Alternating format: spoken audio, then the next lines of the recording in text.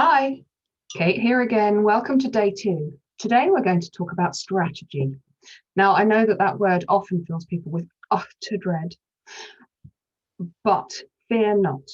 This is strategy on your terms. This is finding out how you put a plan together on your terms. So yesterday we looked at what does success look like for you? Because there is naff all point in chasing something if it isn't the right thing for you. If it's not aligned to what you want to do, if it's not in your zone of genius, if it's not the thing that just lights you up, then you will constantly feel like you are wading through treacle or flogging a dead horse. So now that you know what your version of success looks like, what will actually make you happy, how you want to be living your life and running your business, now it's time to work out what's getting you stuck now. So, as I say, a lot of people worry about strategy. A lot of people think, oh God, that sounds very corporate. And I didn't I didn't create my own business to do corporate things. In fact, that's what I did to try and get away. But strategy is just simply planning. Like, how do you get from A to B? How do you work out the plot, the path, the whatever?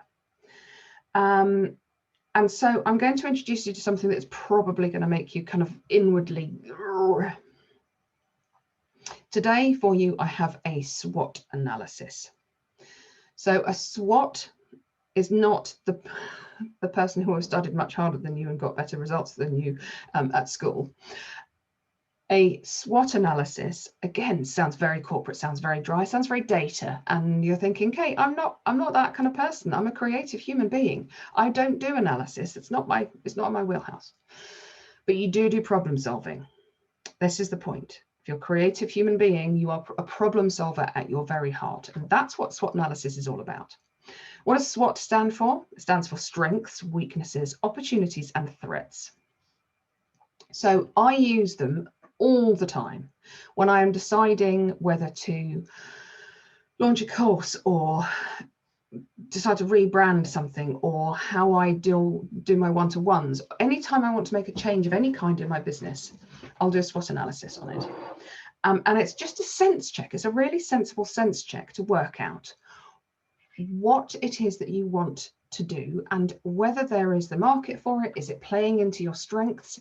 Is it answering a problem for people?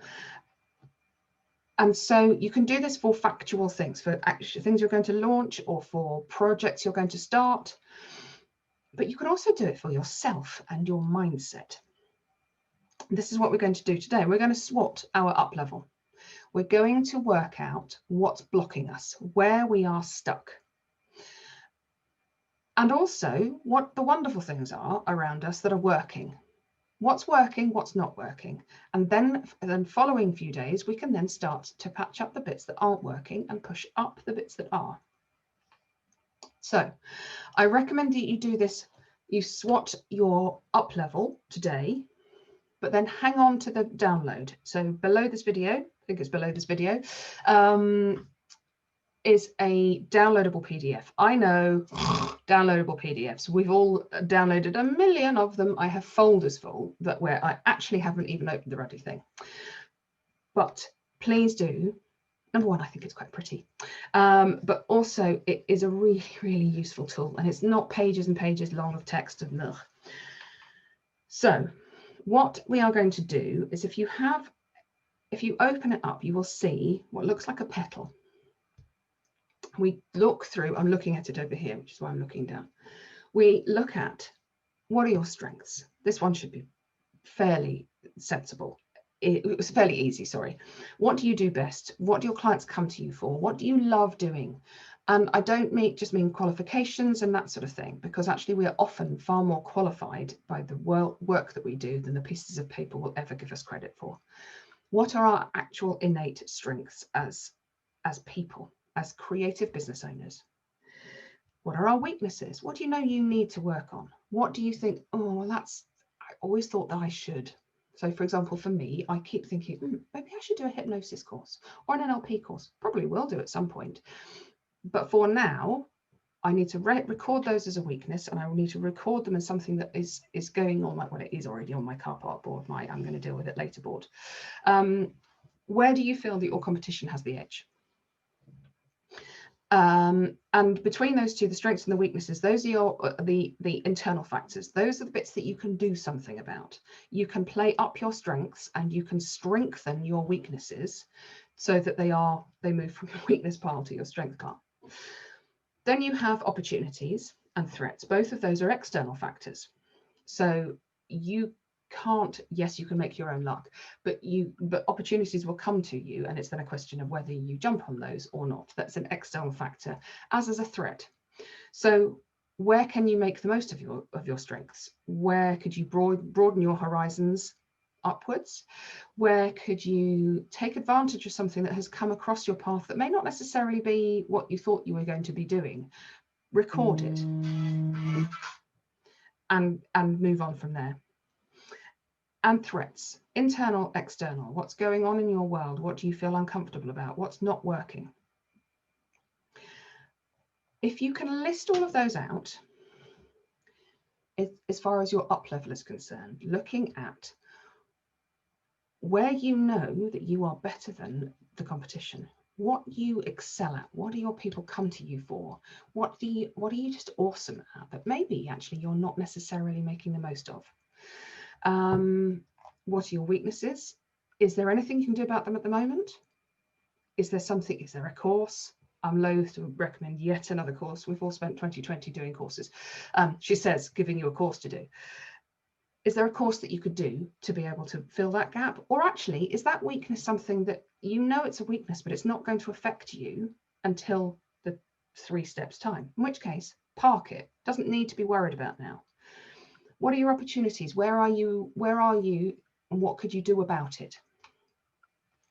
And what are the threats? What are your competition doing? What would stop you getting up to that next level? That could be what's going on at home. That could be what's going on in your industry. It could be what's going on in the world. Hey ho, COVID pandemic. Actually seeing on paper where you are and what is holding you back will go gangbusters to making this change. So again, please let me know how you got on with this step. Let me know whether this works for you, whether you don't understand what I'm talking about, because if you have never done this SWOT analysis before, or you've never thought about up leveling in this way before, it can be tricky and it can be confusing. Please let me know. Just reply to my email or come and find me on Facebook or Instagram and come and ask me that question, because if you're thinking it, probably somebody else is too. There's never any such thing as a stupid question. And if you've had light bulb moments, again, please let me know. I love those. I'll be back with you tomorrow in your inbox to talk to you about what your business model might look like, how you're going to be up leveling, what tricks and tips you're going to be using, what tools you're going to be using to take your next step through that plateau up to your next level. Have a wonderful day all.